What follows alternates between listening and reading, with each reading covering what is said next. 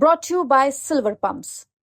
Top quality और consistent performance के लिए सिर्फ सिल्वर पंप नाम याद रखना।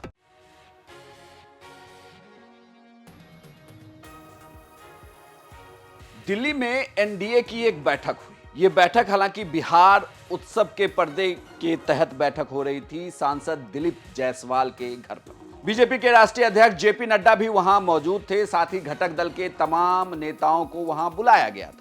सभी नेता वहां मौजूद भी थे, बीजेपी के सभी सांसद मौजूद थे, साथ ही दूसरे घटक दलों के सांसद भी वहां पर मौजूद थे। इन सब की मीटिंग में कुछ बातें बड़ी खास रही। एक बात जो निकल कर आई कि एनडीए एक मत है और एक साथ होकर वो चुनाव लड़ेगी।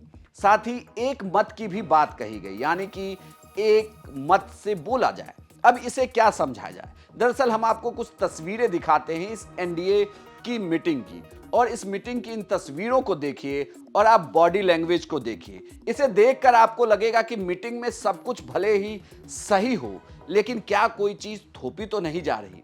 क्या घटक दल के नेताओं को यह बताया तो नहीं जा रहा कि करना आपको वही है जैसे हम कहें, या ये नहीं कि आप कहीं अपने रैली कर रहे हैं और उसमें ज्यादा से ज्यादा सीटों की मांग करें, या आप अपने कार्यकर्ताओं के सामने जब दम भरें तो उससे यह मैसेज नहीं जाए कि आप एनडीए से अलग हो जाएंगे।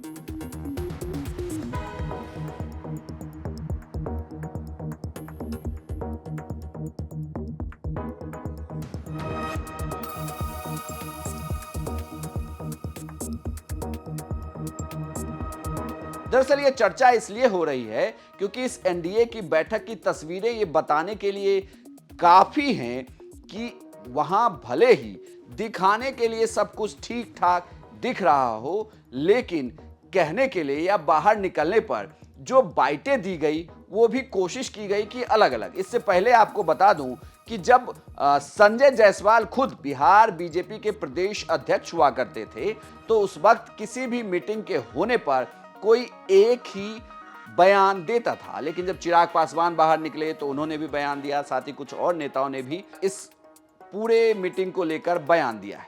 चिराग पासवान ने क्या कहा वो हम आपको सुनाते हैं। एनडीए के तमाम घटक दल हम लोग एक साथ, और ये परंपरा में रहा है, समय समय पर किसी न किसी के यहाँ भोजन एक साथ बैठकर आने वाले समय को लेकर चर्चा करना। चुनावी वर्ष है, स्वाभाविक है कि ये भी चर्चा का विषय इन बैठकों में रहा है। बट आज की बैठक, क्योंकि सत्र चल रहा है, सारे एनडीए के सांसद दिल्ली में थे और कहीं न कहीं अब बिहार विधानसभा चुनाव की ओर हम लोग अग्रसर हो रहे हैं, तो सब लोग साथ बैठकर आगे की क्या रणनीति रहेगी, सरसरी नजर से उस पर चर्चा है। एनडीए की बैठक इसलिए बुलाई गई थी कि घटक दलों को एक साथ लेकर साधा जा सके। ये कहा जा रहा है कि अमित शाह जब पटना जाएंगे, जो बिहार के दौरे पर 2 दिन के लिए जाने वाले हैं, तो पहले दिन वो बीजेपी के नेताओं से मुलाकात करेंगे। दूसरे दिन एक सहकारिता विभाग का कार्यक्रम है जिसमें वो शामिल होंगे, और उसी दिन गोपालगंज जाएंगे। गोपालगंज से जब वापस पटना लौटेंगे तो एनडीए के सहयोगी दलों के नेताओं के साथ बैठक होने वाली है, यानी कि बीजेपी के कोटे से कुछ नेता होंगे। बीजेपी के कोटे से यह कहा जा रहा है कि बीजेपी की तरफ से इस मीटिंग में दिलीप जायसवाल होंगे, जो बीजेपी के प्रदेश अध्यक्ष हैं। साथ ही दोनों उप मुख्यमंत्री भी इस मीटिंग में होंगे।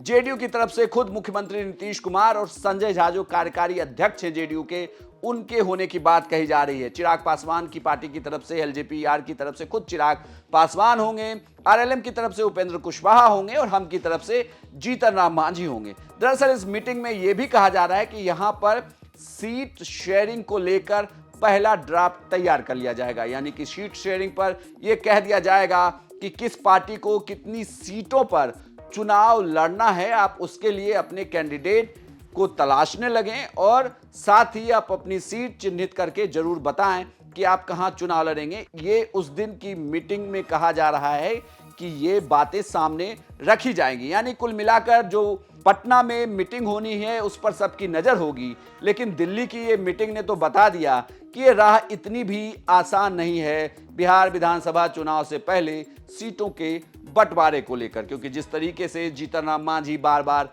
कहते हैं कि अगर भूख ज्यादा लगी हो तो रोटी का बड़ा हिस्सा चाहिए। दूसरी ओर आरएलएम भी चाहती है कि उसकी पार्टी का विस्तार हो। वहीं चिराग पासवान, जिन्होंने जीत का 100% स्ट्राइक रेट बरकरार रखा है, तो उनकी सीटों की क्या मांग होगी ये भी देखने वाली होगी। साथ ही दो बड़े घटक दल बीजेपी और जेडीयू, ये भी कितने सीटों पर चुनाव लड़ेंगे, नजर इस पर भी होगी। लेकिन दिल्ली की मीटिंग से कोशिश तो ये की गई कि सबको एक मत में लाया जाए, लेकिन एक मत में आकर क्या ये एक साथ चुनाव में जाएंगे और सीटों के बंटवारे पर कहीं मामला फंसेगा नहीं, ये देखना होगा। आपकी क्या राय है, हमें कमेंट बॉक्स में लिखकर जरूर बताएं और बिहार की तमाम खबरों के लिए देखते रहिए सिर्फ बिहार तक।